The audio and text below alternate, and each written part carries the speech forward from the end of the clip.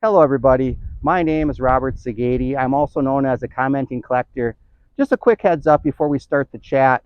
During the chat, Bonnie Anderson's name was evoked, and it was in the context we were talking about WKRP in Cincinnati. And you may wonder, why you hadn't mentioned that she had passed away.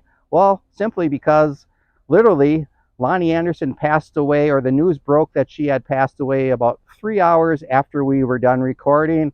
So we were not aware of it.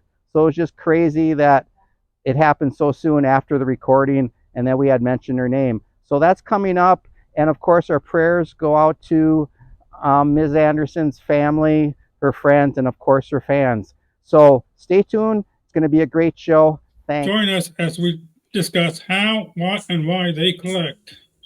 There are prizes if the secret word is spoken correct. So grab your favorite beverage, kick off your shoes, wiggle your toes, because the first guest is coming up to bat on this month's Collector's Chat. What did I tell you before our love? Anxiety was bringing me down. I'm tired of listening to you talking around, twisting around to make me think you're straight down the line. How you doing me is talk, talk, talk, talk, talk, talk. How you doing me is talk, talk. I've been watching YouTube sports card collectible channels for a while now, and there's two channels that seem to be related to each other. They refer to each other, so there seems to be a connection somewhere. So I want to find out what that is all about. So I invited two channels. It's a first for the collector's chat. So as Andy's Attic always says, what's better than one? Two. So Who's better than one? these channels graciously accepted. So I'm excited to introduce Rob from Cash Card and Dave from Peacemaker Cards. Welcome to the Collector's Chat. Hey guys. Hey, Robert. Hey, how's it going? It's going well. Thanks for doing this. Hey, no problem. My pleasure. Thanks for inviting us.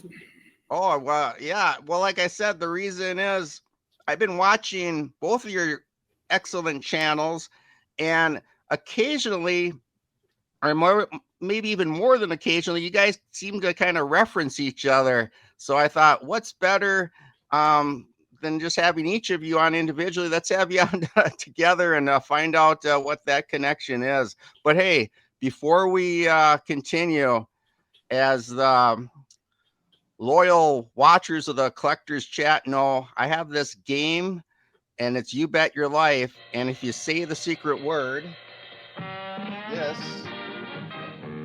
duck will come down with the secret word on the back. And if you say the secret word, these prizes will be yours. And we're going to do it this way. If either of you say the secret word, you both win. So we're going to double the prizes. So we got a 1988 Topps unopened wax pack. There you go. Yep. And we've got Wacky Packages stickers from 1979. And again, they're unopened. So you'll each get one of these if just one of you says the secret word. So I wanted to get that out of the way in case you guys say, I'll give you as much opportunity as possible to say that secret word. All right. The secret word is chili. Okay. Oh, and then the key to that is I got when you, if and when you do say the secret word, I have to remember that you did, because I've had instances in the past where the guest has said the secret word and I totally forgot. So I'm gonna do my best. Hopefully my crack staff over here will help me. No, just kidding. I don't have a staff, but okay. So hey, let's start with this. Oh, and this, like I said, is groundbreaking for the Collector's Chat. I've never had two guests, so I'll try to do my best. But what I always like to ask my guests, the first question is, how did you come up with your channel name? And you both have interesting names. Hey, let's start with Rob. Cash Cards. And full disclosure, when I first saw your channel name, I thought, what is like an investment channel or something? You can make cash if you collect cards. What's that all about? But what I found out, that's really not the case, is it, Rob? That's not the case, and a lot of people think that. Thought about changing it for a while, but I'm sticking with it. I started out, I was just a lurker watching other people's channels, and my name on there was Rob Cash because I'm a big Johnny Cash fan. And then we had our son, and I named him Cash. It's actually Cashton. And I got a little card here. I think you know. Oh, Yeah, you like this set, the new cards. Yeah, had to buy this for my son and the channel. So after we had Cashton, he's the one that talked me into starting to make videos, and I just cut Rob Cash into Cash Cards, and that's pretty much it. So there you go. So the world that watches the Collector's Chat, that mystery has been solved. It's Johnny Cash, the Man in Black. Yep. That's awesome. All right. Well, Dave, you got another interesting name. I think I stumbled upon the reason, but if you could share with our audience, why Peacemaker cards? Yeah, well, I was given the nickname Peacemaker by my softball team back in 1998. It all has to do with these two guys, particularly this guy right here. 1998 in Northern Ireland, they made a great historic peace deal on Good Friday. And this guy has the same name as me, Dave Trimble. So the next Monday we had softball practice, and all the guys were reading about it and all weekend and gave me a hard time about it, and they ended up giving me the nickname Peacemaker, and it stuck. And we started the team in 1990 and played up until just a couple years ago. And since then they've always called me Peacemaker. So when I got online, that was a good name if I didn't want to reveal my real name for forums or anything. So yeah, I wouldn't suspect that there's many in the community that had heard that story before. I actually, I mean, call me silly or weird, I guess, but I Googled Peacemaker to try to figure it out, and then the name came up, and I'm like, oh, okay, that's his name. I get it. But that was cool that you have. Is that like a trading card, or or just a photograph of the Prime Minister? Yeah, that's a trading card. It was from the 2009 Upper Deck anniversary set. It's like almost 1,000 card set, or over 100. Actually, no, it's 1,500. This is card number 1212 of the set. So it has a bunch of like historic events and sports events from the 25 years of Upper Deck. Yeah, that's neat that there's even a card with his likeness. Is he still with us? Is he still alive? No, okay. He passed away a few years ago. Okay. I was gonna say, I don't know if you could TTM him and get that big autograph, but oh, that's awesome. Well, I appreciate that, guys. So as I mentioned before, there seems to be a connection between you two. I mean, obviously, no secret, you're both the Cincinnati Reds fans and collectors. I'll start with Rob. Actually, you know what? I'm no offense, but I'm gonna do Dave, because we're gonna go because I think Dave's about my age, so I think we've got a few years on you, Rob. Yeah, you guys are a lot older than I am. Yeah, a lot older. So we're gonna go chronologically. So Dave, you're were you born and raised in Ohio or? No, I was born in Honolulu, Hawaii, Oh, of all places. wow.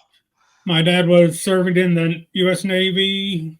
He spent 20 years there, and he was stationed 1967 in Hawaii. There was a little thing going on in that time historically, little war in Vietnam, and that's where the Navy had their headquarters. And I was born there, and then, but he came from Ohio. Both my parents, they met both while serving in the Navy, but they were both from Ohio, and they're Cincinnati Reds fans, so I inherited that from them. Are you currently living in Ohio or are you still in Yes, Hawaii? I wish I was in Hawaii, but I'm in Columbus, Ohio. Oh, okay, Columbus. Okay. So how old were you when you moved back to Ohio or Columbus?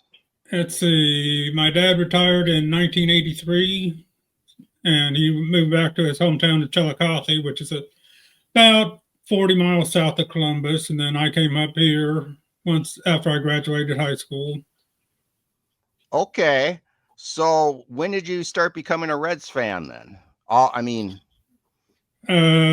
my life. Okay, because your father. Okay, so so when you were in Hawaii, you were a Reds fan. Well, I moved out of Hawaii when I was like 2, so probably once I got about 5 or 6 and stuff, I was a Reds fan. Okay, so you're talking early 70s. Yeah. Okay, so that was right in the Big Red Machine era. Oh, we lost Dave. Yeah, he'll come back. There he is. I was going to ask you, Dave. So then you started really being a fan during a real good time in Reds history. That's the Big Red Machine era. Right. Yeah. Okay. So that's awesome. Okay.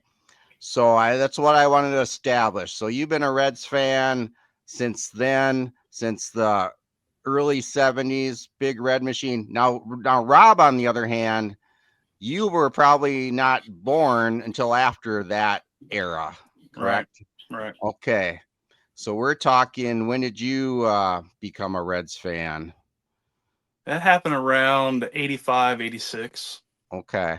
Yeah. Were you born and raised in Ohio? I was born in Hamilton, Ohio, which is real close to Cincinnati. Okay. And then we lived way out east in the country, out in Brown County, Ohio, out in Georgetown. That's the boyhood home of Ulysses S. Grant. Wow. Okay. Yep. All right. Yeah, so go ahead. Sorry. I was going to say, no, you're good. I was going to say 85, you become a Reds fan. So like Dave, you didn't have to wait too long until your team achieved some glory. No, there was something big happening in 85 with the Reds. This kind of drew me in. I don't know if you know what happened for Reds fans or Reds country. In 85? Yeah. Well, here's what it's probably not what you're thinking. But when I think of 85, I think of Reds.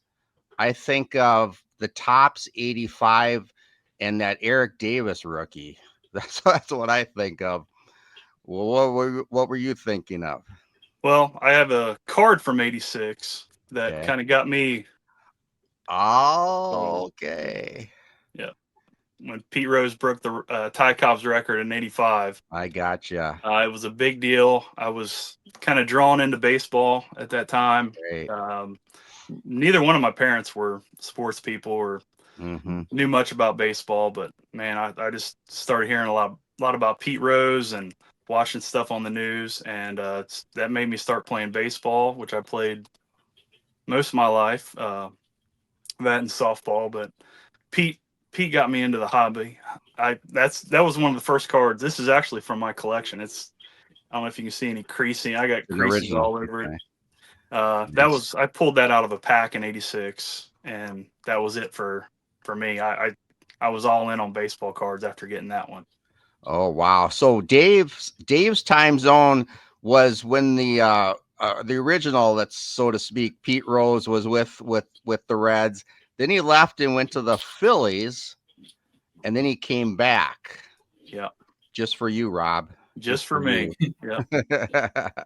And he broke that Ty Cobb's record, most hits. Can you recall how many hits that was? 41-92. 41. You don't disappoint. You don't disappoint. So obviously, we're kind of tied out of our control with what our ages are. But obviously, as baseball fans, there's lots of resources, lots of history. So I'm sure you're both fans and students of both eras. So going back to you, Dave. So you're a fan of the Big Red Machine.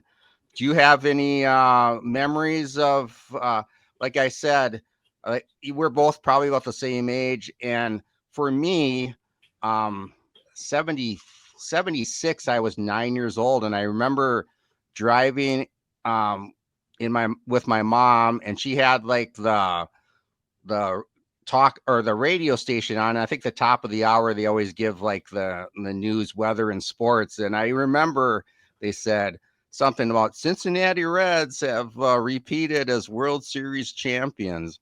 So other than my hometown team that I was familiar with, the Twins, I think that was the first time I ever really became familiar with baseball, like in the National League or outside of my own little bubble, was the Reds. So do you remember that, Dave? Some of those teams, like personally, did you get to watch them on TV, listen to the radio, or how did that transpire for you? Not too much, but 75 and 76, my dad was still in the Navy and he was serving in Guam at the time, which is little island, South Pacific. But in 76, his rotation came up and he got transferred back to the mainland here, and we stopped by to visit family. He had a couple weeks off in 76. I did get to go to see my first game where the Reds played the San Diego Padres at Riverfront, and they ended up winning, I think it was 12-1. And what's cool about it is it was picture day, and my dad and my uncle got to go under the field and take pictures of all the Reds and Padres. I got there's a good family photo album, but I think my sister has it right now. I need to get a hold of it so I can do a video on it. But then we moved to Virginia there, so I couldn't get any local TV coverage or radio, but I read the newspaper and follow them that way. You stuck with them even though you were in Virginia. Okay, no, that makes sense because at that time, well, I suppose you had the Baltimore Orioles, but you really didn't have another baseball option in Virginia. So yeah, that was cool. So Riverfront, that was the stadium after Crosley Field, correct? Right. Yeah, I think they opened it in '69. Oh, okay. So obviously, that was the baseball stadium of both of your eras until Great American opened up. Okay. Well, Rob, do you have recollections of the first baseball game you ever went to? Mine's a lot different than Dave's. I went with my mom to a game. I think it was in '86. I don't remember a ton of what happened. I don't remember if the Reds won or what. The only thing I remember, so I would have been probably 7 years old at the time. I remember in the parking lot on the way out, I had to pee. And my mom held up a blanket that she had, and I peed in the parking lot, and I remember some guy walking by and saying, "Hey, that kid's peeing over there." And that's my only memory of my first Reds game. Well, that's definitely a memory that won't leave you ever. Oh, that's great. All right, so you guys are both. I do remember the stadium being, when I walked in, I Yeah. remember it just being so huge and just an unbelievable sight. I do remember that. Right, and there wasn't the green grass, but they had the green turf. Yep, the AstroTurf. Right. Yep. Yeah. And you used to be able to see when Marge shot in the team, she would run her dogs out there, and usually one of them would do something on the field. Well, maybe you're just. I was gonna say maybe you're emulating one of Marge Shot's dog. I guess maybe I saw that. Yeah. But I remember they would always have a grounds crew guy clean that up, but there would always be look like a wet spot on the field by second base or something like that. That would always, it was kind of weird. You only saw that on the AstroTurf. Yeah, she was a character, I guess, huh? Yeah, she was. Yeah. Well, okay. So the 1990s. Well, that's before we get into that, because this time you guys are probably collecting sports cards by now, correct? Yes. Yeah. Oh, yeah. I'm big time into it. Yeah. Did you guys collect the football? There wasn't hockey, I would suppose, but yeah, and then not basketball. So was it just mainly football and baseball, or even football at all for you guys that you're collecting? Well, I'm a big Bengal fan as well. So okay. And around that time, 88, 89, that's when they went to the Super Bowl. So it was a nice little 2-year stretch for my teams. Sure was. Yeah, the Icky Shuffle. Unveiled his touchdown celebration dance, the Icky Shuffle. That is the Icky Shuffle. Looks like he's on a bed of hot coal. Icky Shuffle, Boomer Esiason, just a lot of great memories from that time. Okay, because on your channel, Rob, do you show the football cards? No, I showed a Boomer Esiason autograph that I picked up a month or two ago.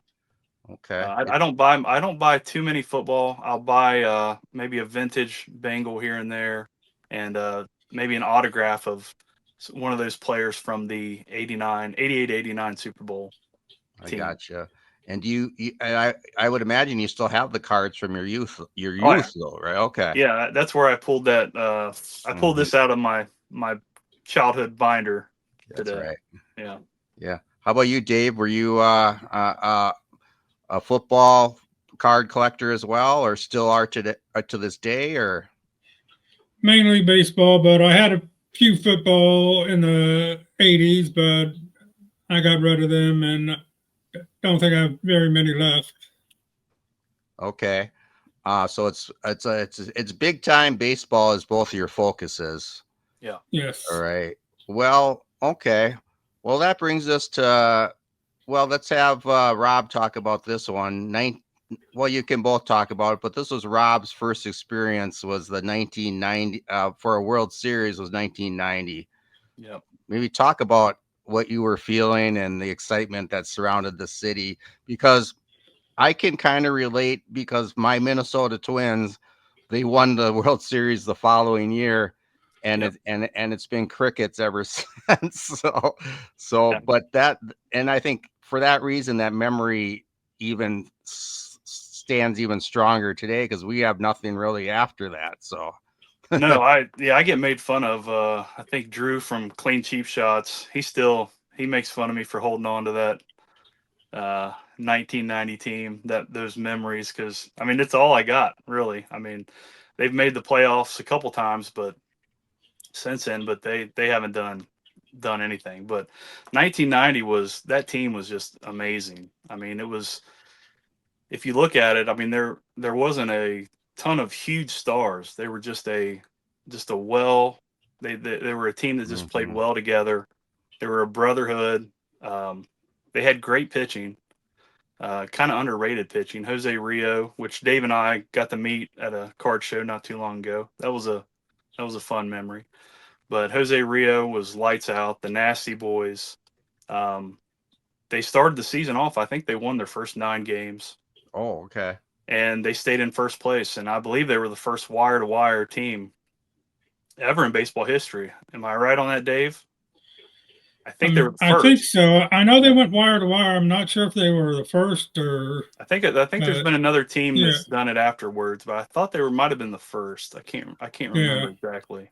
The only thing I could think of that's for sure, probably definitely the National League. I know in '84 the Tigers started out 35-5, so I don't know if maybe that first 5 games they were behind by a game. Yeah, it could be a National League. Yeah, it could have lost opening day, and they could have lost opening day. So yeah, that could be right. We'll have to have our Cracks research staff check on that one, but no, that's awesome. How about you, Dave? What are your memories of 1990?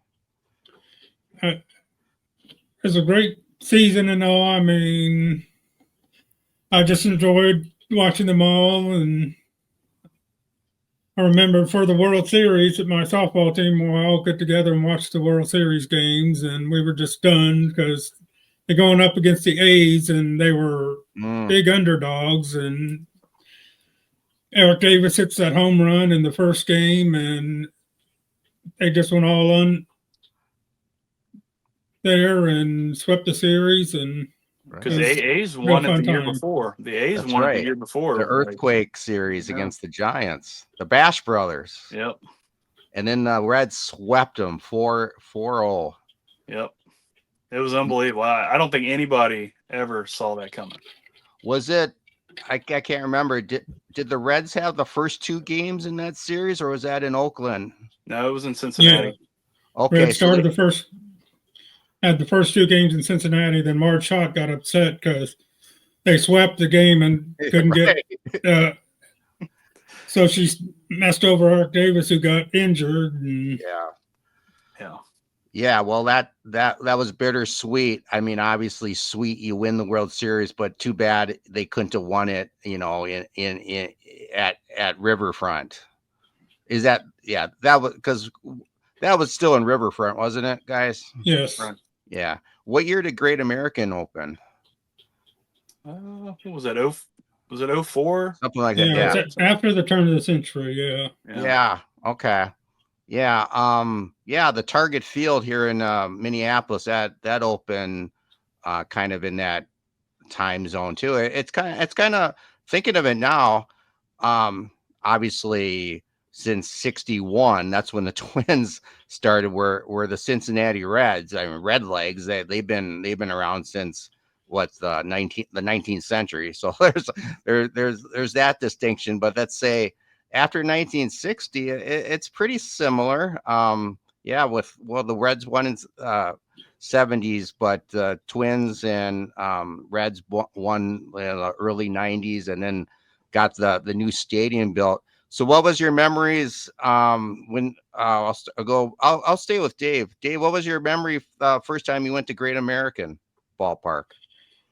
I actually haven't been there yet. I've been wanting to go there. Gosh, okay. Breaking news. We got to get Dave to that ballpark. Right?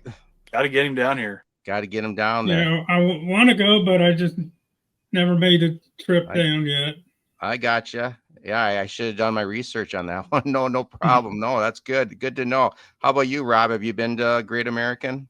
Oh, yeah, many times. I went to, probably the first week they were open there, I went to a game. I did a tour of the stadium before they opened. Got to walk on the field and go through the clubhouse and sit in the dugout and stuff like that. To be honest with you, and this might shock you, I'm just not a fan of the new ballpark. Okay. I just think because I'm a fan of. I mean, you can see my. Oh, I did not even notice that Crosley Field. That's awesome. I think I wish they would have done more with the ballpark. Now it is a great place to watch a game. I mean, every seat. I think they got every seat tilted a certain way. The way it was built, it was nice. The seats behind home plate are actually closer to the batter than the pitcher is close to the batter. Yeah. So, I mean, it's a fun place to watch a game. I just don't like the look of it. I don't, they have the big riverboat stacks out in the outfield. I think it looks kind of like an amusement park more than a Mhm. baseball park. Named after an amusement park. Yeah, and I was just wanting something closer to Crosley Field, something I that looked gotcha. rustic, one of those old and I love Target Field. I love the Giants, San Francisco's field. Mhm. I love Mhm. Pittsburgh's field. I Mhm. wish they would have done something Shoot. like that with all them because they use taxpayer money Yeah. to build it, and but it's still fun. I mean, I still enjoy my time down there. Was that built before those other ones you mentioned? 2004? So I'm Ah, just trying to think. Well, I know Camden Yards was that built before then. yeah, Yeah. that was my thought because when Camden came out, I Yeah. fell in love with that ballpark. Right. I mean, Wow. that was unbelievable, and I was hoping Yeah. they would do something similar to Mm. Camden. Is that the same kind of sentiment that a lot of, because this is the first time I ever heard that that it wasn't like the perfect ballpark, glorious. Is that kind of a sentiment that you hear? I hear from some people. I mean, Yeah, not a lot of people talk about it yeah. much, but that's just my personal feelings about it. It was nice to get a new ballpark at the time, Hmm. but But it was just I don't know. do you think? I was hoping it would be a little more like Camden or Crosley, something like that. Well, I don't know if there's any light at the end of the tunnel. I mean, it's now 21 years old. I don't know if you think there's any momentum that maybe in 10 years or something they might do a better park or start over. Maybe or Yeah, renovate it, renovate something it. like that. Yeah. Yeah, there you go. Well, was that the first Major League Baseball game you'd ever seen played on real grass? That 2004, or had you? No, when they were tearing down Riverfront, Mm-hmm. um, before Great American Ballpark was being built, they had to tear part of Riverfront down because they're right next to each other. So they took out like a whole section, like the whole outfield, uh, cheap seats, and opened it up, Riverfront Stadium, and then they put natural grass in there. Ah, So I got to see him play on natural grass at Riverfront, which they had named Synergy Field ah, at that time. right. So that was the first, and that was cool. Yeah, That was cool to see. yeah. How about you, Dave? Have you ever seen Major League Baseball played on real grass? Yeah, I did go to Riverfront Synergy Field a couple Okay, times before it closed, but okay. Yeah. Yeah, because that riverfront that was built in the era of the multi-purpose cookie cutter artificial turf stadium. So I think because of the football, they felt that grass would be torn up. So that's why because it was open air. I mean, they Right. obviously could have grown. yeah. Whereas in the Metrodome, you weren't going to grow grass, so No. you had the turf. Yeah, I mean, for me personally, and I think for most people, baseball played on grass in the fresh outdoors is like the only way to watch it for Yep. me. But yeah, so you guys mentioned and hey, and we got to get Dave to Great America. We got to get Dave to that Oh yeah. ballpark Yeah. because you guys did you guys know each other before your YouTube experiences? No. Yep. Yep. So you I guys just came across, I think I started 3 or 4 months before Rob, and his show came up on my feed. I went, hey, he's a Reds fan. And then started watching him. I shouted him out once, then he shouted me out, and back and forth, and finally met up at a card show, and been good friends ever since. Yep. Dave was one of the first ones to comment on my channel, and he might have been the first one to ever shout me out. And I just, yeah, I was all in on Dave's channel after that. Man, I was supporting him, and it's grown into a pretty good friendship. Yeah, and it shows. I mean, for an outsider like myself, it's kind of neat to watch other channels. You know, they kind of create relationships and bonds with each other, and I would be watching your channel, Rob, and you would mention, yeah, I was at a show and got together with, I met up with Peacemaker, and then vice versa. And I thought, well, that is neat. That's the way to do it, because before YouTube, did you guys really even have a community where you could talk to other collectors, or how did that manifest? No, I had about like maybe one friend that collected at the time, and I just watched videos, watched other people collecting, and I would talk to a couple people. We had a card shop around here that I would go up to, and that was kind of my community. There was a few guys that I connected with, but nothing outside of the card shop. Yeah, for sure. How about you, Dave? Are you kind of a lone wolf out there until YouTube community, or? Yeah, I was just collecting on my own. I only got back in the hobby about 2.5 years ago. Okay. Then I was starting to watch YouTube videos, just collecting on my own. Then everyone's talking about Strongsville, not this past year, but the year before. Went, hey, I'm going to go up and meet those guys. So I figured I'd start put out a couple videos, so when I met them, I wouldn't be a total stranger. So that's what started me making videos, and then met everyone up there, and I've been really enjoying everyone else and making friends and everything. Yeah, I feel that that's kind of the way our community works, is we kind of start out kind of in our own little vacuum, and then we you know hit record, and we make, well, actually a lot of us, and you guys are probably the same. We were watching videos before we started making them, right? Yeah. Yes. Yeah, and then we finally took that plunge and recorded, and then it's kind of just opened us up to other collectors, and the communication, the interaction, the community is wonderful. So both of you have been on YouTube for a little bit over a year, correct? Right. Yeah.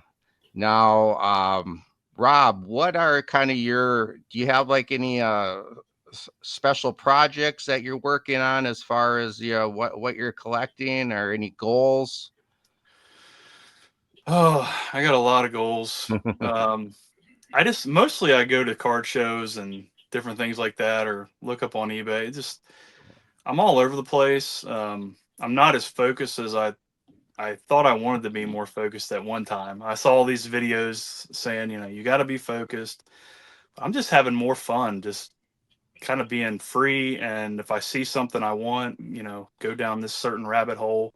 But there are a few things that I'm after. I love these things right here, these cons cards. I'm all in on cons baseball cards. I was at a store yesterday that had this Pete Rose. This is a 64.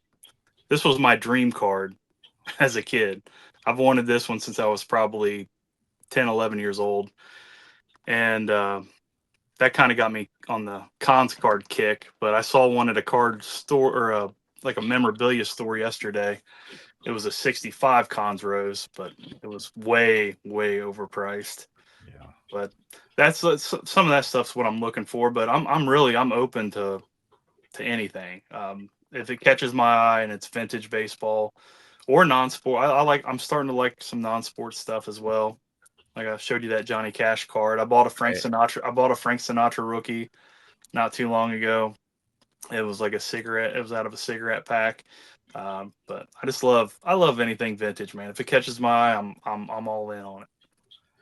Yeah, and then for the viewers, I'm sure most of the viewers are familiar with Rob's channel, but if you're not, what he just did there is kind of what you get on his channel. You'll go to shows, or you'll get some items through eBay as well, won't you, Rob? Yep. And he'll showcase what he's acquired, and oh my goodness, it's some of the I assume, Rob, you're not buying everything in sight, but the ones you choose are usually spectacular, and it's stuff that means stuff to me. Like, I don't know, a lot of it's got a meaning behind it. Like, I just put a video out yesterday. I got this Veda Pinson autograph. I mean, just stuff like that. I mean, there's not a ton of Veda Pinson collectors, but he's pretty big around Cincinnati. Veda Pinson, who can pick him up and lay him down as fast as anyone in baseball, is among the league's leaders in hitting. Cincinnati's Veda Pinson, the fastest man in baseball, led the senior circuit in 2 base knocks with 37. 65. Always a dangerous man at the plate, slams one out of the park. This Memphis, Tennessee native is also one of the league's best defensive men in his position in the outfield. It's a guy that I just love to learn about, and I love his cards. I actually, after I put that video out, I sent a message to Veda Pinson Jr., his son, and he responded to me last night, and he's gonna put that card on his Facebook page. He asked me if it was all right. So, and I want to one day. I would love to be able to do an interview with Veda Pinson's son. So this might be like the first. Cool. This might be the first step, hopefully, of maybe building a little relationship there and getting him on camera to talk about his dad. Oh, that would be great. I mean, when you mentioned Veda Pinson, I know, is it you and Drew from Clean Cheap Shots that kind of have a little friendly, I don't know.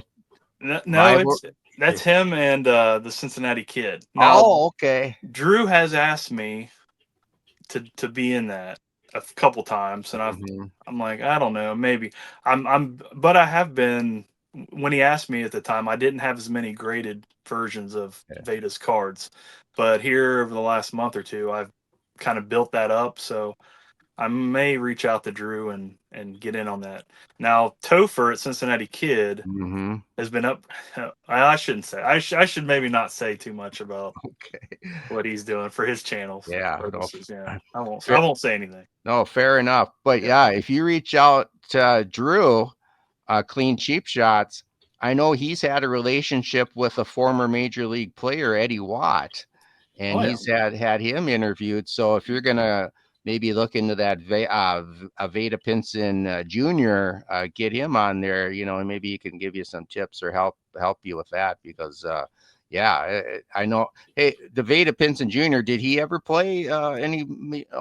I don't think so. I don't think he did. Did he, Dave? I haven't heard anything. No, I follow his Facebook group, but I think he's just advocating for Vada to get in the Hall of Fame. Yeah. Oh, sure. Yeah, he would have some great stories about that. Yeah, that would definitely be interesting. Yeah.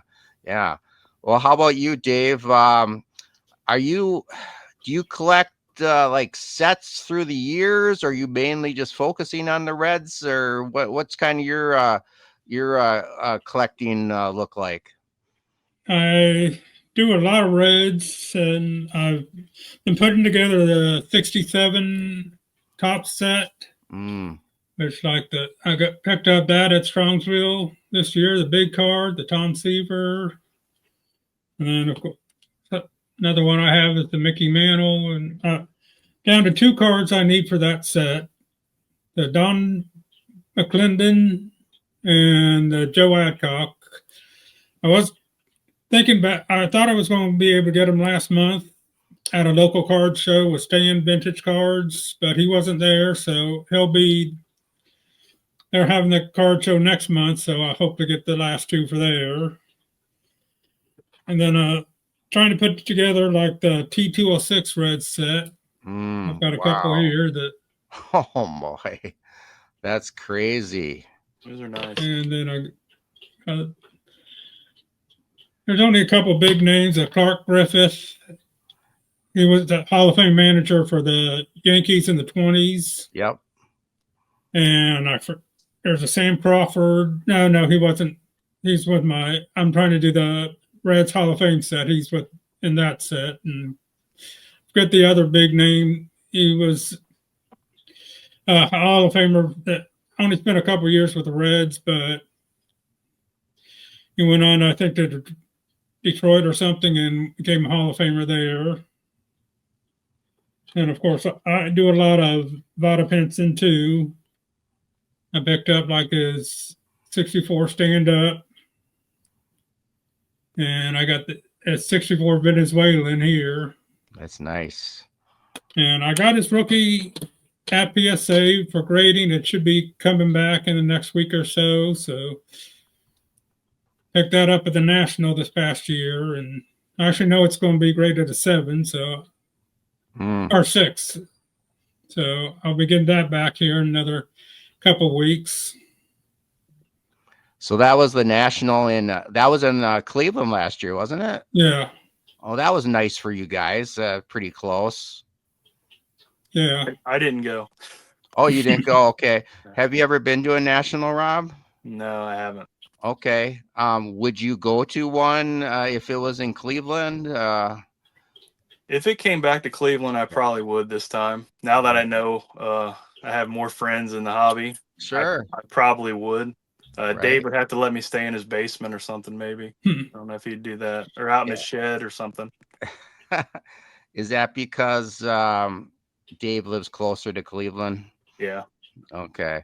Now I always and full disclosure, we're recording this and the National's going on right now.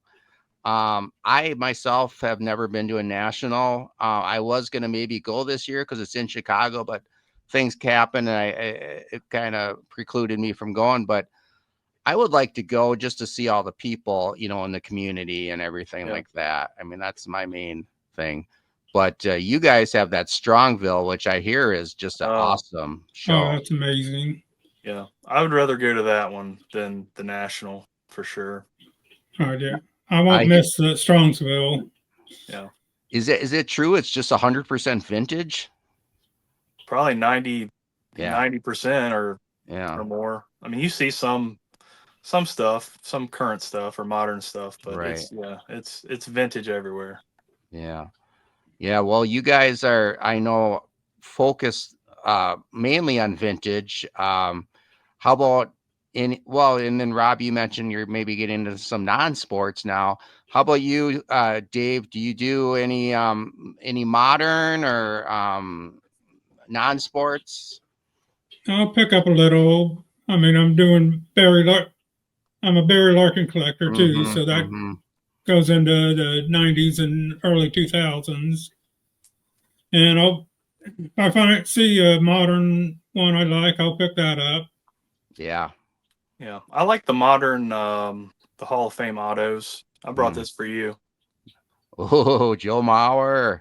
Yeah. Yeah. Yeah. That's awesome. I love stuff. Yeah. I love stuff like that. And then rest in peace, Rhino. Great. I do collect the Hall of Fame autos, and I think the modern puts out some really nice examples of those. Yeah. Are there any cards what would be like your Grail card that you're looking for right now, Rob?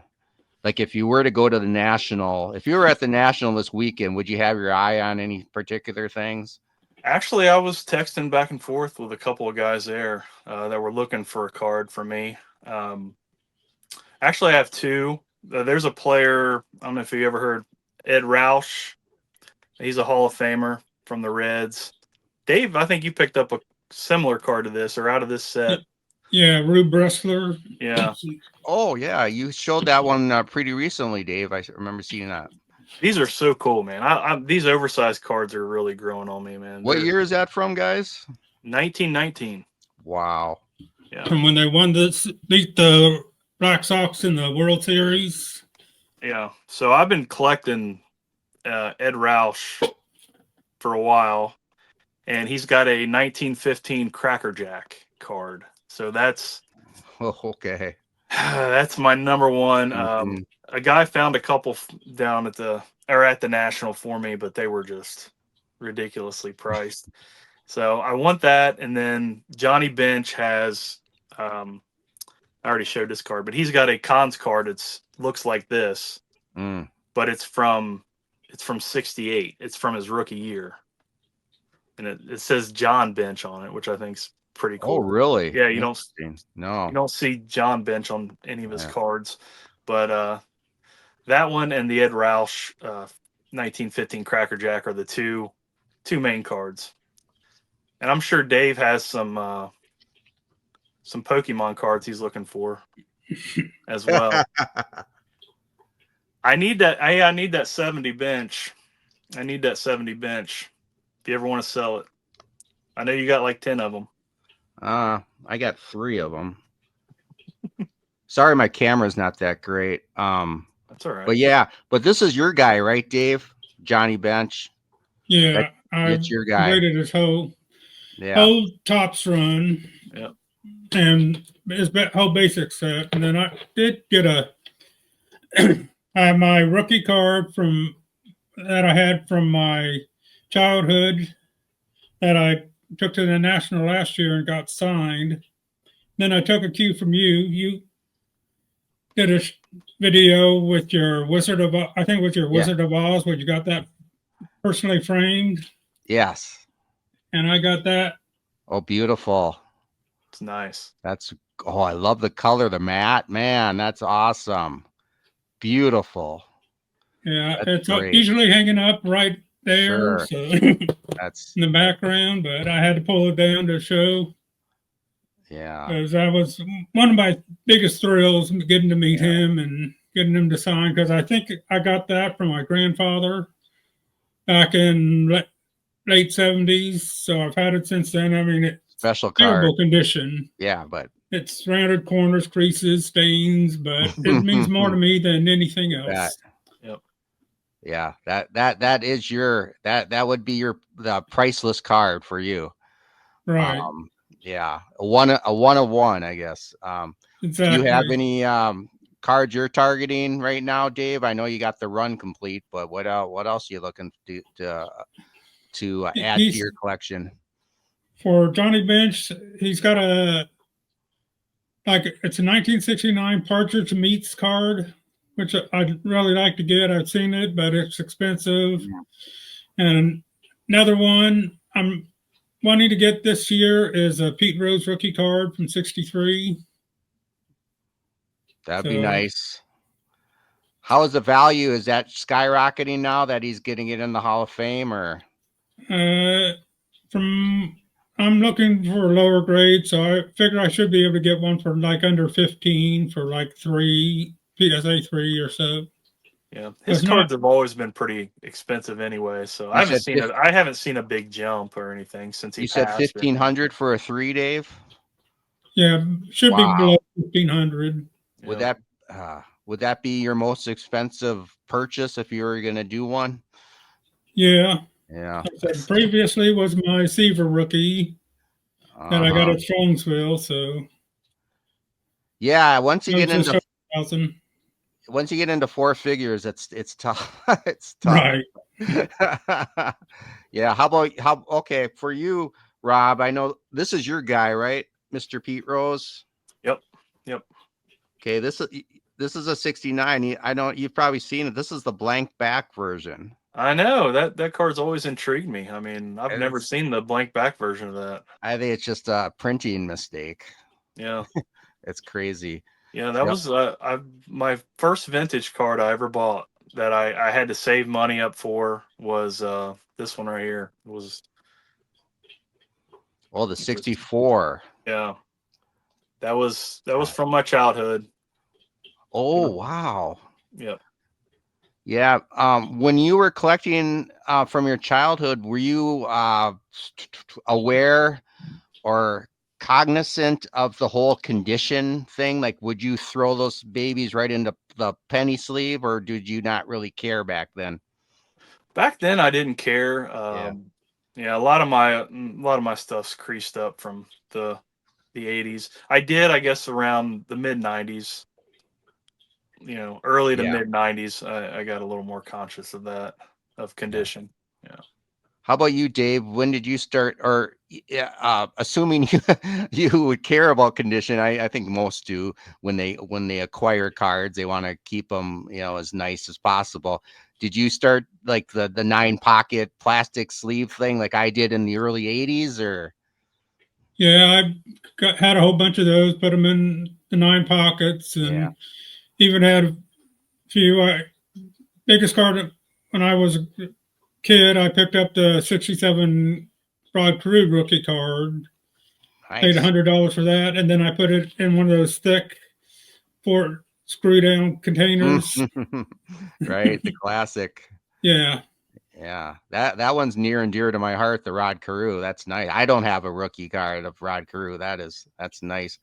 Then you took it out. It's now you still have that card, and it's not, or is it still in that brick? No, I still have it, and I sent it to SGC, and it got graded a 4. Okay, so it didn't really get damaged. That's good. No. Yeah, nice. Yeah, well, yeah, we're starting to kind of get to the end. Did you? Well, I was going to ask you.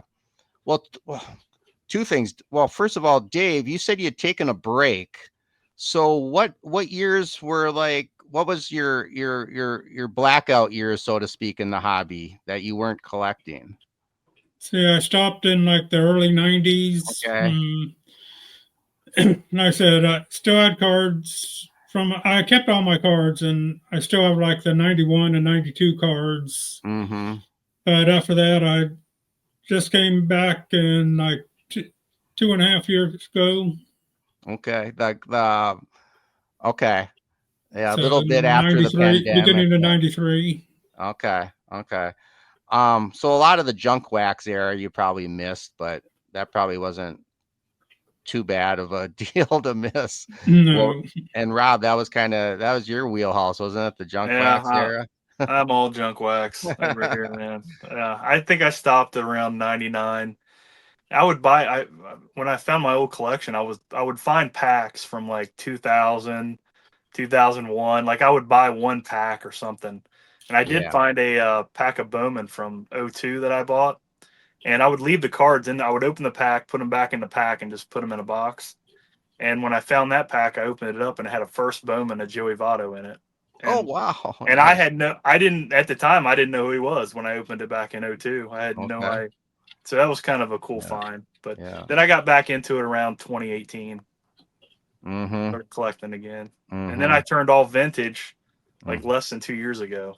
Okay. Yeah, I went completely. I was modern when I first started back, and then now I'm pretty much 95% vintage. Are you guys collecting? Or I already asked Dave. How about you, Rob? Are you collecting sets at all, or no? Okay. No sets. Yeah. I always wondered because personally, growing up in an American League, a one-team state, I had no choice. I became, because of Superstation WGN, a Cubs fan. So I'd be my National League fan. But I was curious, are you guys Cleveland Indians fans as well, since they're in a different league, or? No. Cleveland's the mistake by the lake for me. I knew we should have Warren D on the show. Shoot. Warren D and CLE. No, I don't. I'm not a fan, but I have no problem with Cleveland, except for the Browns. I'm not a big, Browns fan, but Cleveland, the Guardians, they don't bother me much. Yeah. I'll cheer for them. I cheered for them against the Cubs when they were in the World Series. Okay. A few years ago, yeah. Yeah, you'll take them over just whoever the national, other than the Reds, the National League representative is. You'll take that's fair enough. My dad was actually born and raised in Cleveland, so I like Cleveland, man. I've watched the ball game up there, and it's a nice ballpark. Oh yeah. Well, when I went once because we were visiting relatives and stuff in Ohio, it was Jacobs Field. I don't know what it's called now, but and I don't care. And and for me, they're always the Indians. But Rock and Roll Hall of Fame. That was fun. Went there. Yep. So I was wondering, do you guys if you guys would love to take a quiz, we can have like a little game here. A game within a game. So is that cool? Can we do a little trivia? Sure. And we do. It's a 1981 Here's Bo from Bo Derek wax pack, unopened, of course. We'll give this to the winner, so we have a little bit of incentive. Dave probably had her poster on his wall, I bet. Yeah, baby. So yeah, she was in that movie 10. 10. Yep, that's right. And wasn't she in Tarzan or something like that? Yeah, I don't know. But because the wax pack's got like the gorillas and stuff on there, the Tarzan thing. So okay. Yeah. But so I think to do this, I'll read the question and don't just blurt out the answer. Like say your name, Rob, Dave, and then I'll go to you, and you can interrupt anytime, because whoever gets the first one, and if you get it right, then you get that question. But if you don't get it right, I'll read the entire question to the other person. So you're kind of taking a risk if you get in early, but then if you get it, then it's yours. So we just say our name and then say your name. I'll acknowledge you. Then you'll give your answer. All right. All right. Okay. And there's 10 questions. Okay. This is trivia here. What year were the Cincinnati Reds founded? Rob, 1869. Ding ding ding. Yep, you're right. Got that one. Put that on there. Okay. Good job. In what year did the Reds win the World Series in 1919. I'll continue with the question for Rob. Good guess though. In what year did the Reds win the World Series in a wire-to-wire season? 1990. Yeah, we touched on that earlier. Okay. There was only 5 World Series, so 5 World Series, yeah. Third question. Who hit 4 home runs in one game for the Reds in 1950? Yes. 1950. Oh my gosh. Big clue. That's right. Oh, phew. That's right. 1954, actually. Okay, Dave, come on, you got to get going here. All right. This one's yours, Dave. Okay. Who managed the Reds during the 1990 World Series win? Dave. Yes. Pinella. You got it. Okay. Fred Tony's game, McCormick Lynch, Smokey hitting in the pinch, 38 in Robbie's rookie year. We'll do one more Reds question. There's some of these are too easy. Well, this is probably easy for you guys, but who won the 2010 NL MVP as a? Yeah, Joey Votto. Joey Votto. Okay, that's the first half of the quiz. Dave, Rob, you're up 4-1. Oh, before we head on, Joey Votto. Psych. Oh my God. Final out. Nope. At least not on that pitch, as it's Luke foul. Look at Votto having some fun down. Oh, you guys think he's going to get into the Hall, or? Oh yeah, he should. Yeah. I think he should for sure. Yeah. I hope he does. He's non-steroid. I mean, that's a help right there. Yeah, he's got that MVP. He's got a World Series championship. No, he don't have that. Oh, he wasn't. Yeah, he wasn't. I wish he had that. Yeah, he does want. Yeah. The Reds they haven't even won a pennant since '90, right? Or okay, yeah. Well, you never know.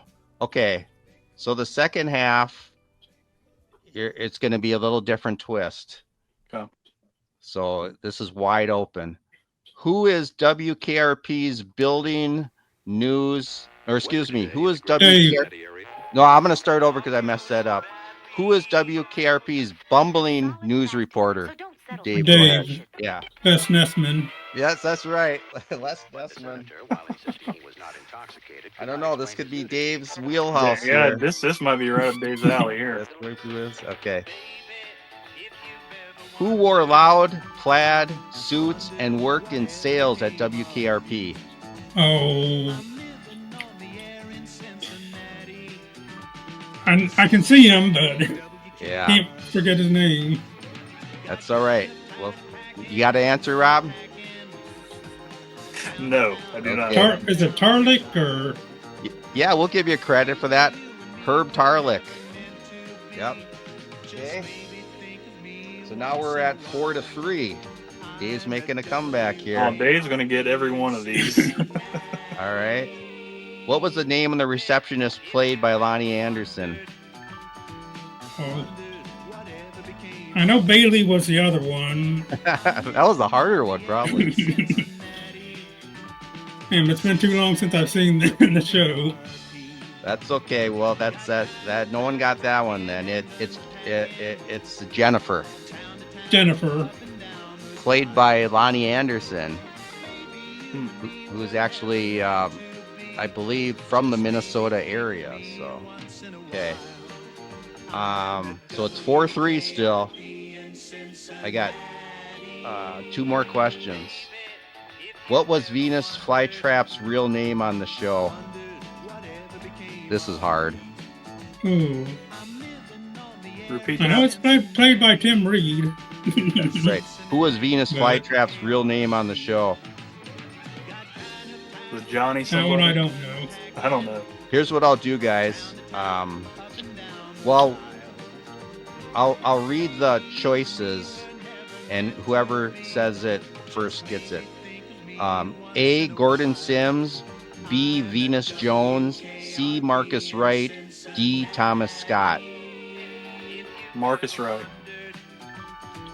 Dave? Gordon Sims, Venus Jones, Thomas Scott. Gordon Sims. That's right. Okay, so we're all tied up 4-4, I think.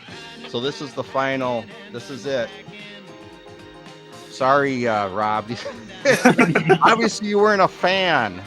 I don't think I've ever seen the show. Oh my goodness. I've heard of it, but never watched it. And Dave, you're a fan. Yes. Yeah. I remember watching it. As well as I am. Okay, what was the title of WKRP's famous Thanksgiving episode? Dave, the turkey drop or? Not quite. Not quite. I remember the show. It's okay. The Turkey Bowl. I have no idea. Well, guess what? It was actually called Turkeys Away. You were darn close, but that only counts in horseshoes and hand grenades. So we're going to end up in a tie, 4-4. But as fate would have it, I do have 2 of these. So we're going to send each of you one of those. Here's Bo. So congratulations. Thanks for playing on that. So yeah, Rob, you never got on the WKRP in Cincinnati bandwagon, huh? No. Did not. You're not a Nick at Night kid or whatever. They had all the reruns and stuff on there. No. He may have still been in diapers. Yeah. Well, no, that's for sure he was, but they do have the repeats on. But I understand us old fogies, we were watching different types of shows. So yeah. I don't know of any other television shows, and I know you guys don't live in Cincinnati, but when I think of Cincinnati, I think of WKRP. So had to bring that one up. Do you guys ever, other than the games, do you guys ever do anything else in Cincinnati, like go to restaurants or anything? Or well, Dave's up in Columbus. I don't know if he even comes down here much. I'm going to get him down here for he comes down for card shows. but I do a lot of things in Cincinnati. Right now I know I don't want to go downtown much. Yeah. Yeah. Around here, so I haven't been doing anything lately. But there are a lot of things I enjoy. They have a place called Ruby's Steakhouse, which is, man, the best steak I think you'll ever eat. Best crab cakes I've ever had in my life. There's a lot of really nice restaurants. They have great parks around here. Concert venues. I mean, we have a place called Riverbend, which I've seen a ton of fun shows. But just recently, I haven't been doing too much downtown. Right. Yeah. Yeah. Dave, do you ever get into the Cincinnati area and do anything like restaurants or no? They're about 2 hours away from me, so I go down there for a card show occasionally, but other than that, I don't make it down there. That's one reason why I haven't been to a game down there for a while. Yeah. Well, as like I've been to Cleveland and I've done all the Cleveland stuff. I was just wondering, like, if someone like an out of towner like myself, we're going to go into Ohio and go to like the Cincinnati area, besides like going to the baseball game, if there was like other attractions. I know, they got the Rock and Roll Hall of Fame, but Cincinnati have any? I know in the beginning of WKRP in Cincinnati, they show the downtown area. Is it pretty vibrant or not so much? Or I don't go down there much. Yeah. I used to. I mean, there's a lot to do. I mean, they have all kinds of museums and. See, I know it's not Cincinnati, but the aquarium. Where's the aquarium? Yeah, That's in northern Kentucky. Yeah, it's northern Kentucky. Oh, okay. They have a great zoo. I mean, they have one of the best zoos in the country. My wife and kids and her family went there. She had a day off of work this week, and she took the kids down there. They had a great time. There's Kings Island down there too, real good amusement park. Yep, they filmed an episode of the Brady Bunch. No way. At Kings Island. Yeah. Okay. Exhausted. I was going to suggest we go for a ride on the roller coaster. If I'm not there in 3 days, start without me.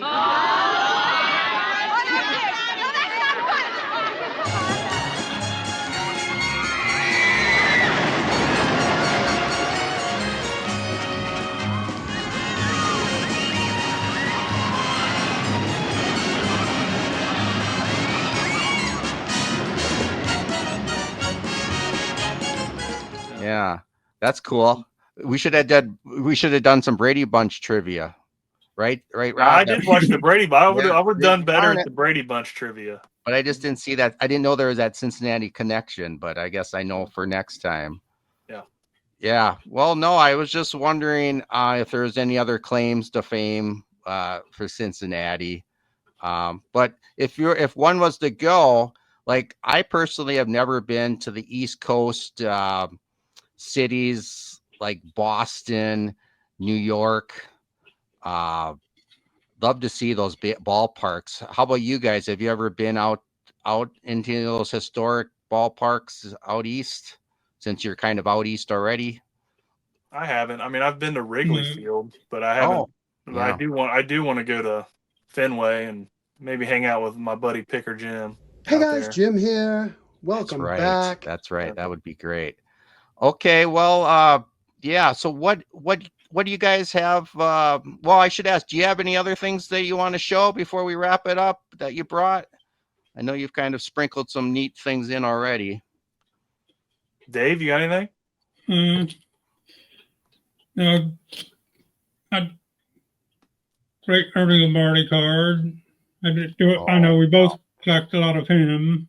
Yeah. Well, Dave, what from what set was that Ernie Lombardi?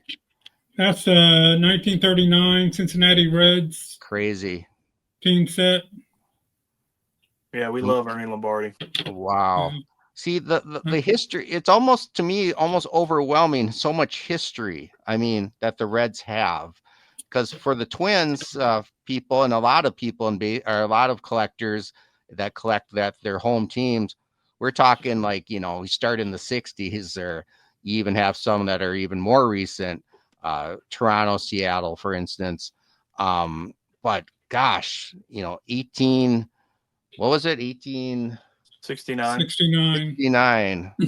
That's amazing. That it's almost overwhelming that there's so much history. Oh, do the Reds have a like their own like Hall of Fame where you could visit, or? Yes, it's right there in the stadium, isn't it? Oh, okay. Yeah, I went there last year. My son, they had a little school trip to the ballpark, and I was a chaperone. And man, it had been a couple years since I went to it, and it's even better now. And I'm not just saying this, but a lot of people say it's next to Cooperstown. It's one of the best baseball Hall of Fames around. It's really, really cool, really interactive. They had a ton of baseball cards like displayed there too. Just awesome pieces. But I mean, the team's been around forever, so there's a lot of history to display and a lot of really good players that have played here over the years. And that's right in the ballpark. Yep, right outside. Yep, and it's surrounded by bricks. I have my name on a brick outside the. Really? Yeah, my wife and I. Yeah, we when we first got engaged, and we had them. They were repaving the outside of that where the Hall of Fame is, and you could purchase a brick. Nice. And so it says Rob and Jen on it, and I think 2013. Nice. Yeah. Well, I'll look for it if I ever get. It's by the Johnny Bench statue. So nice. I'll get my picture taken with it. There you go. Busch Stadium has the St. Louis Cardinal Hall of Fame right in there too, and like it's probably similar to Cincinnati with all that history. Yeah, we don't care about the Cardinals though, do we, Dave? No. Don't even bring them up. No, just Brandon Phillips explained it perfectly. Yeah, well, I know the Cubbies and Cardinals have that big rivalry. I didn't realize that ran deep with the Reds too. I suppose they're in the same division, but yeah, probably like 2012, 2013, like around there. It was pretty heated. But then the Reds haven't been very good since then, so it hasn't been much of a rivalry. Oh yeah. Oh yeah. I keep dragging this out because I keep thinking of these different things that pop into my mind. When the Major League At Bat app came out, probably, I don't know, 10 years ago or so, where you can actually listen and stream all the home team broadcasts from around Major League. Yeah. I used to listen to a lot of different games around the league, and I tell you, Marty Brenneman, that was and he, I think he was with the Cowboy, right? Yeah, Jeff Brantley. Did you guys get into listening to games on the radio? And yeah, that's how I grew up listening to Marty and Joe Nuxall. That was who I love the most, man. I've met those guys, and they were huge in Cincinnati. Still are. I mean, they're legends around here, but they were a great team, fun to listen to on the radio. But I like the Cowboy nowadays. I mean, Cowboy has grown on me. He's really Cowboy. Good. Yeah. Yeah. So he's still doing games. Yeah. He does it with. I don't listen to the games as much on the radio. I think Tommy Thrall is he took over for Marty Brenneman, but it hasn't been the same since Marty left, in my opinion. Right. And actually, growing up with the Superstation WGN and becoming a Cubs fan, his son Tom Brenneman did some of the games for a while, and I thought he was really good too. Yep. Tom Brenneman is actually the morning host on. We have a huge radio station down here. It's called 700 WLW. Okay. And they have a wide range. I mean, you can hear them for a long way away. I can get them here in Columbus. Yep. And Tom Brenneman just took over the morning show there. Yeah. So is there any hope for the Reds to kind of knock on the door and be contenders and competitive and possibly get into another World Series? Do you foresee that anytime soon, or what do you think, Dave? They're in the wild card hunt right now, so they're only like three or four games out and added some. So hopefully they can put it all together. Yeah, they're a little inconsistent at the plate. If they can get a little more consistent hitting, I think they have the pitching. They have some pretty good young pitchers. It's just trying to keep them healthy, and if they can start hitting, they have a Ellie De La Cruz has turned into a superstar player. So maybe in the next couple of years we'll see what happens. How's ownership? Are they committed to bringing in a championship? Like when the LA De La Cruz becomes a free agent, does he sign with the Dodgers or Yankees or he's going to LA? Yeah, that's what's tough. I mean, what do you guys think? What's the are you guys salary cap people or what's the solution to this? I'd be up for the salary Spend cap. money. Yeah. Yeah. Gotta get the big market teams not to spend $700 million on a single player. And I mean, it works for the NFL. I mean, you got teams, you know, it's more competitive, I think. Yeah. No, I agree. Yeah, so all you fans out there watching that are in the big markets, that's the problem is the baseball's got to be, for everyone. And then right now it just seems like it's just, your Twins sold everybody off, didn't they? Don't they have like two players under contract for next year? Yeah, they had they were like 3 years ago. They were in that not the wild card. They were in the division championship series. And they they got past Toronto, and they were playing Houston, and if they win that game, they get to the World Series. So they were knocking on the door, and then in the offseason, instead of adding, they subtracted. I mean, they went cheap, and then it was all so that was their window, and the window closed, and now it's over. So I was hoping the Reds would get your closer. I was wanting them to trade for Duran, I think. Yeah, because he's throwing like 104. Yeah. The Phillies got him. That's crazy. Yeah. All right. Oh, what do you guys have? Anything coming up you wanna plug? Are you guys like on Instagram, Facebook, other than YouTube? Or I'll start with you, Dave. Anything coming up? I'm on Instagram at Peacemaker Cards, I think it is. And Peacemaker Cards on Instagram. Okay, we'll put that on the screen. Yeah. How about you, Dave? Or how about you, Rob?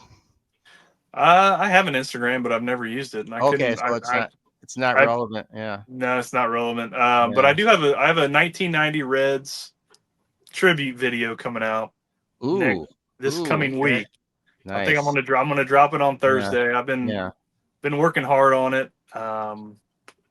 So it should be fun. I don't know. It won't get as many. I did a similar video, the 75 team, and it kind of blew up on YouTube. I had a lot more views than I thought I was going to get on that. Did you get like 7,000 on that or something? I think it's over 8 now. Yeah, isn't that crazy? Yeah, but this one, I don't know if I don't think this 90 Reds will get as many. I'll be lucky to probably get 500 views on this one. But it was fun. It was fun for me to make. Sure. Yeah. And then, by the way, congratulations on your subscriber milestone, 1,000. It's awesome. Thank you. Appreciate it. Yeah, you've been doing this just over a year, and you got 1,000. That means you're doing something that people love to watch. So that's great. Yeah, I think I started it was a year in April, I believe. Yeah. Did you or are you going to do anything special to commemorate that milestone on your channel that's coming up, or is that?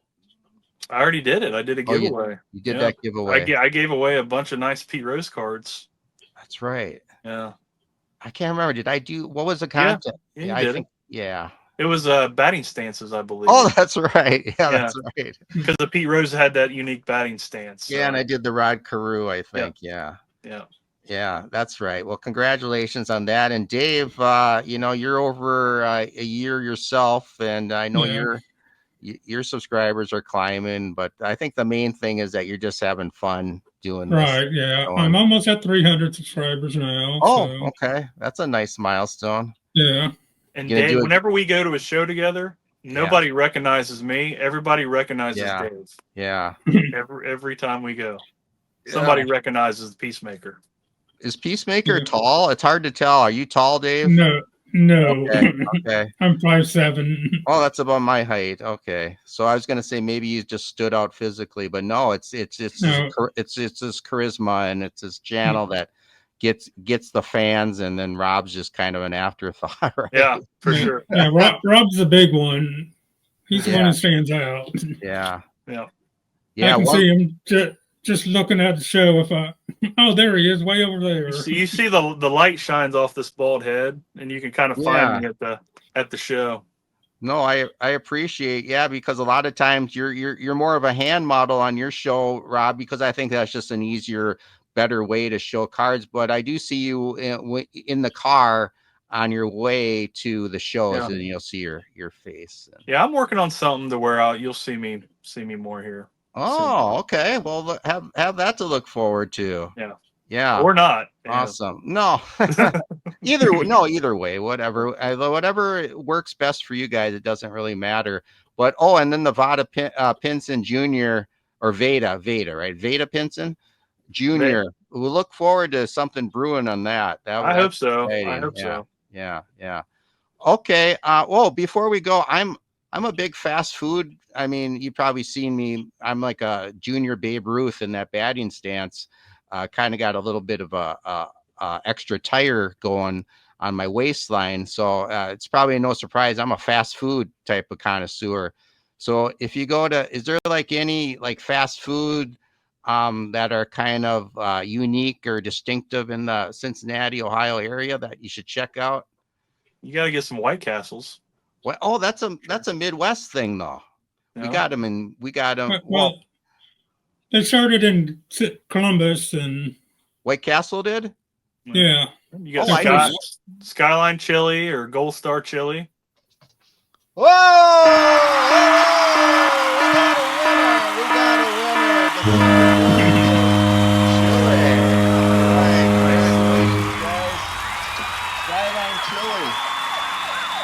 Way to go, Rob. What they say is beans, they're good for the heart, right? Yeah. They're the musical fruit. Because of the musical fruit, you're going to get some wax backs sent your way, guys. You know, I like opening those on my channel. Well, that's your choice. You either keep them unopened or you open them. It's totally up to you. You know, I'm more of the unopened. Okay, what's Dave searching for something? I still got this. Oh, that's right. Yeah. Still haven't opened it, so. Thank you. No, you were wearing a hat, Yeah, I was wearing that. I don't know if you were familiar with that, Rob, but I was wearing an Adam Carolla cap, and on one of my videos, and Dave kind of mentioned it, and I thought, oh, okay, he's a Carolla fan, so I sent him the pack. So nice. All right, guys. Well, I appreciate it. So everyone's a winner. You know, you got the Here's Bo card coming. I don't know where it's at, but that's okay. Oh, here it is. So you got that coming. You got the packs. Guys ever collect Wacky Packages sticker? I know it's probably a little after your time or before Rob's time, but how about you, Dave? Remember these back in the day? I remember them, but I never got into them. Yeah. And then of course I'm gonna look forward to you know, pulling a Cincinnati Reds player out of here. There you go. Yeah, Joey Votto or something. No, not Votto. Who would be Eric Davis? Votto out of that pack. Yeah. Yeah, Eric Davis, right? There you go. Larkin. Yeah, Eric started in '87, so. Yeah, we get Eric Davis. That'd be a nice card. When did Larkin start? After, right? '87. Davis was 85, I think. Davis, yeah. And then Larkin was 87? Yeah. So you could get a Larkin out of there, too. I'd look forward to that. 87. There's his cons. All right. Well, hey, I appreciate you guys taking the time to do this and putting up with my silliness. It's good times getting to know you guys better. I really appreciate it. All right. Thanks, guys. Appreciate it. Thanks for having us. Appreciate your help. Thank you. You're welcome. You're welcome. Good luck with your collecting. Well, I guess the biggest winners are you, the viewers. That was outstanding. We get a Reds perspective. We get a baseball fans perspectives, plural, because we get both of them. You know, as Andy says, what's better than 1, 2 always, and these guys didn't disappoint. So if you like this video, I appreciate a thumbs up. If you're not subscribed, it'd really mean a lot. Then that way you're going to get notifications. I do these collectors chats about once every month. It's also a podcast form. So, you know, they run a little bit long, but you just listen to them while you're driving or you're doing yard work, whatever. It kind of works out that way as well. So until next time, for Dave Peacemaker Cards and Rob's Cash Cards, I'm the commenting collector. And as always, good collecting.